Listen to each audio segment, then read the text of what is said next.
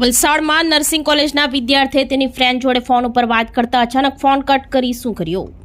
મળતી માહિતી અનુસાર વલસાડમાં બીએસસી નર્સિંગ કોલેજમાં ચોથા વર્ષમાં અભ્યાસ કરતા 23 વર્ષીય ભાવિન સુરેશભાઈ મોડિયા, જે મૂળ 120 રોજાસરા પડગુ દેવધરી રાજકોટના રહેવાસી છે, જે વલસાડની એનકેએમ કોલેજમાં અભ્યાસ કરતો હતો અને તેના મિત્રો સાથે વલસાડમાં નાલંદા એપાર્ટમેન્ટ એમ સ્ક્વેર મોલની સામે કોલેજ રોડ ઉપર ભાડાના મકાનમાં રહેતો હતો, જેમાં સવારે 8 વાગ્યે તેના મિત્રો કોલેજ જવા માટે નીકળી ગયા હતા અને ભાવિન ઘરે એકલો હતો. તે દરમિયાન તેના મિત્રો સાથે ફોન ઉપર ભાવિન વાત કરતો હતો અને અચાનક ફોન કટ કરી મૂકતા તેની ફ્રેન્ડને કંઈ અજુગતું લાગતા ફરી ભાવિનના મોબાઈલ ઉપર ફોન કર્યો હતો, પરંતુ ભાવિન ફોન નહીં ઉપાડતા તેની ફ્રેન્ડે તેના અન્ય મિત્રને ફોન કરીને આ બાબતે જાણ કરી હતી અને તેના મિત્રો રૂમ પર આવીને જોતા રૂમ અંદરથી બંધ હાલતમાં હતો. જોકે રૂમ ખોલવા માટે તેના મિત્રોએ ભારે મહેનત કરી હતી અને અંતે આ બાબતે પોલીસને જાણ કરવામાં આવી હતી અને રૂમનો દરવાજો તોડવામાં આવ્યો હતો અને રૂમમાં ભાવિન ગળે ફાંસો ખાઈ જીવન ટૂંકાવી લીધું હતું. આ અંગે વલસાડ સિટી પોલીસે ગુનો દાખલ કરી આગળની તપાસ હાથ ધરી છે.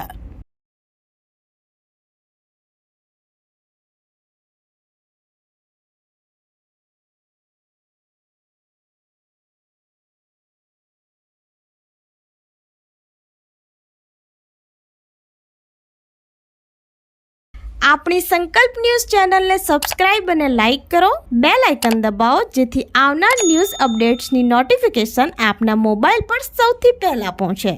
Like, subscribe and share the video.